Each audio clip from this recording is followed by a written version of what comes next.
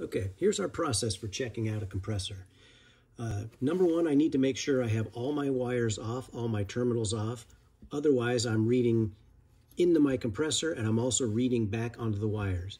So all the wires need to be off. Probably be a good idea to mark which wire goes where so you don't have to try to analyze that later on. You can just, a lot of times guys will just, in a pen on a piece of paper, or they'll write it right on the unit.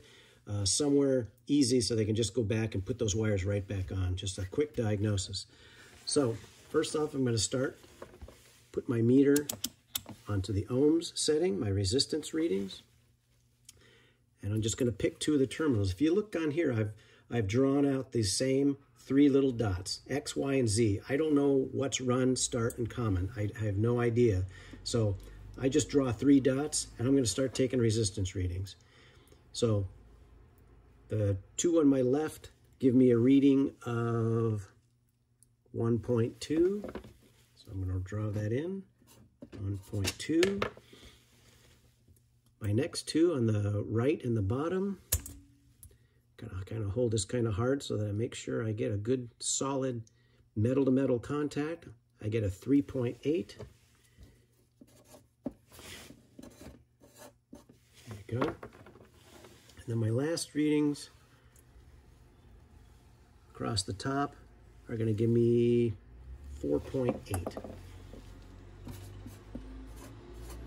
So, like I said, not exact numbers, but it's pretty easy to see. This is my highest number, my next highest is here, and that's my lowest. So if I remember my rules, my highest reading is going to be between run and start, making this common. I know my next highest reading is always going to be my start winding,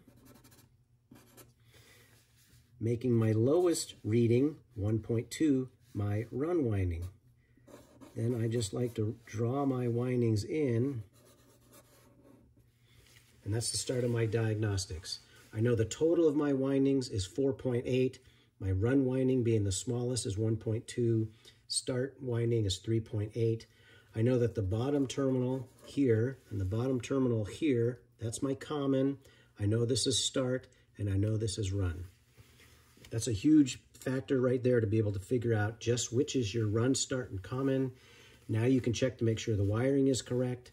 You can make sure that the capacitor is wired in properly. Looking at readings like this, it looks great. I'm thinking this is probably a running compressor. Whatever my issue is, why this particular unit's not running, it would be probably something external from the compressor. So that's the start of doing my work right there. Let's check another compressor. Okay, this is our larger scroll compressor. Let's just start out from ground zero on this one. 3 terminals. I'm going to just roughly draw those 3 terminals in here. We check across these two, see what kind of a reading I got.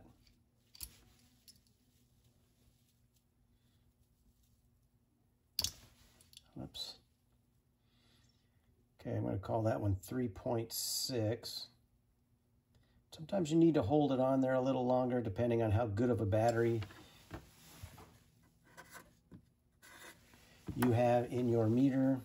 Some meters take a little bit longer to send that signal all the way into the windings and get that solid reading back. 0.93.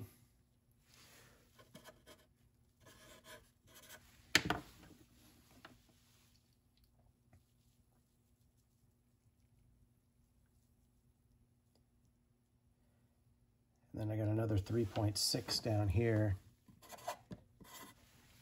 This would almost look like it's a 3-phase compressor.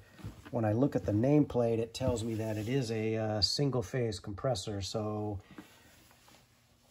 very odd numbers. None of them make sense. I should have one higher. That seems awful low, looking just relatively at the others. Compared to the last compressor we just checked, this would be an indicator here that this compressor probably does not run.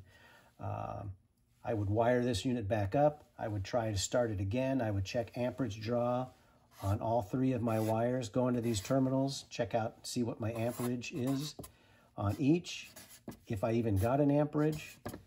and then continue my diagnostic from that point. Depending on where the windings are, who knows, not sure. Okay, so again, mark out your terminals, put them somewhere on the unit, put them on a piece of paper, put it on your hand, whatever works for you. Check your 3 readings, try to diagnose what those 3 readings tell you. In this case, looks like we've got a bad compressor. None of these readings make sense. Okay? All right, let's walk through the 5 most common faults you're going to find on typical residential and commercial compressor. Assuming you have a service call and the customer is complaining that they're not getting cooling, they're not getting heating, for some reason the unit is not working, you trace the problem to the compressor, or you feel for some reason the compressor is the problem, typically because you try to start it and you've checked high voltage, you've checked your low voltage, you've gotten everything running except the compressor. Now it's time to start diagnosing that compressor. All these readings are going to be taken with power off from the unit, wires removed from the compressor, so we're just checking the compressor and only the compressor. In this instance, one of the problems you can have is that the electrical windings have opened inside, in the compressor, in electrical windings somewhere. This is a very simplistic drawing of it, but it's just trying to show you what kind of a reading you're going to get if you had an open set of windings. When you check between common and run, you would not be getting any reading. You should have some type of a resistance reading, but when you have none, that's an indicator that you have an open winding. Especially if you check between common and start, and you did have a normal resistance reading, and then an open lead on this between common and run, that would be a good indicator that your run winding has failed on this compressor. Next example would be on a unit that's shorted to ground. If for some reason the windings inside the compressor, maybe the compressor overheated, low on refrigerant and got really hot, contactor may be stuck and the compressor continued to run long after it was told to stop running, any number of reasons, or acid in your system that finally decayed the insulation around your copper windings. Now you have a winding that has shorted to ground, and the case on these compressors is metal, and that's a ground. So any part of the copper wiring inside that touches the base of the unit, or any of the metal inside of the unit, pistons and support and any of the casting, anything that's metal, it will read a shorted to ground reading. And what you'll get on that is when you check your readings and they start looking funny or something's not quite right on you're not seeing your normal reading pattern, one of the other ways you can check is to go between each terminal and ground. So when you check between ground and any terminal, you should never, ever get any resistance. There should never be a reading. All the windings in a compressor are internal and only wired to these 3 terminals. So anytime you read between ground and a terminal, you know that one of the wires has shorted to ground, and that's a problem, because as soon as I put power to either common or to start, I'm going to be going directly to ground. Typically going to trip circuit breakers, pop fuses, big sparks, and not a good situation. So come into your compressor. Any readings you get from a terminal to ground is going to be a bad compressor. You are done. Next issue we typically find are windings that are shorted together. Now I'm not shorted to ground, but my windings have shorted to each other. And you're going to get some very odd readings, typically going to be close to 0, if not 0. So the little metal, the copper windings inside, again, it's probably an acid situation to where the acid from flowing through your system has finally eaten through the insulation on the windings, and now your windings have shorted to each other. You're going to see odd readings again versus normal readings. So that would be shorted windings. Another problem you're going to run into is, and this is extremely typical, you'll see this a lot. If for some reason there are issues where the compressor has overheated. Instead of all that power going to these terminals and the compressor cannot run for whatever reason, all that electrical power starts to create heat. So when we have a situation with the compressor, a failure of some type, the thermal overload inside the compressor, typically built into the windings, is going to open. And when it opens, the compressor is going to stop turning. This motor will no longer operate. When you take your readings, you will see a different multitude of readings. If I was to check between start and run, I would get a normal reading. If I check between common and run, I would get OL. If I check between common and start, I would also get OL. So these are good indicators that you have an open thermal overload inside your unit. Another very easy way to tell is just to touch the compressor. Usually these are so hot you won't be able to touch them, indicating to you that there is a reason why the thermal overload is open. Sometimes these will open when there's a problem external to the compressor.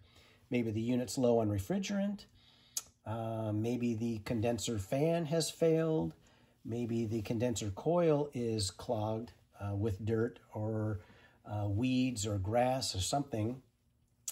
Multitude of issues. It could also be a failed run capacitor. Lots of ways compressor is just saving itself by opening its own thermal overload. So next step is to cool the compressor down. Sometimes it's a matter of just running water over the top of it. Sometimes you just need to come back in a couple hours. Sometimes you need to come back the next day. Take all your readings again. Now that the thermal overload has closed, now start and test your compressor. Try to find out why that happened. That's when you're usually going to find out the run capacitor is bad, the condenser fan motor has failed, something other than just the compressor being bad. Usually when it's a thermal overload, it's something else that's causing the compressor to trip on the thermal overload. So time to put on your detective hat and get that figured out. This is also the case on three-phase compressors. You see the normal 3 windings on a 3-phase compressor. When the thermal overload opens on a 3-phase compressor, all 3 legs are going to show OL. Any combination of between those 3 terminals, it's going to show an OL reading. Diagnosis again is just, let's cool the compressor down. Let's find out why the compressor overheated. See if we can start the unit back up, get it running again, and find out what has failed. So sometimes, again, this is like a failed condenser fan motor. Units way undercharged, units way overcharged.